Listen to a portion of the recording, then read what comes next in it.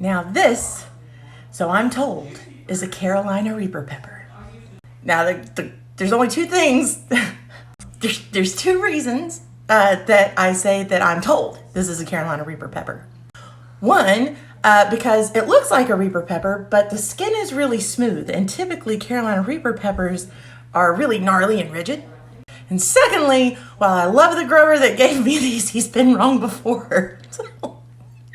Regardless, I haven't had a super hot in a while, so I imagine this is gonna hurt.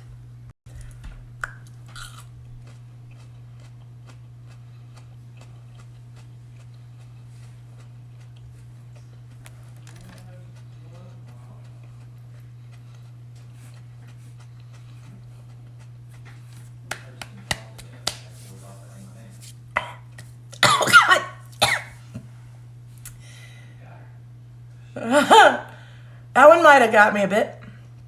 Immediately burning in the back of my throat, burning on the tip of my tongue. Thing with Carolina Reapers, or Reapers in general, that I've learned over time is that Reapers are creepers. So while they may not be hot right out the gate, there you go, they start to grow.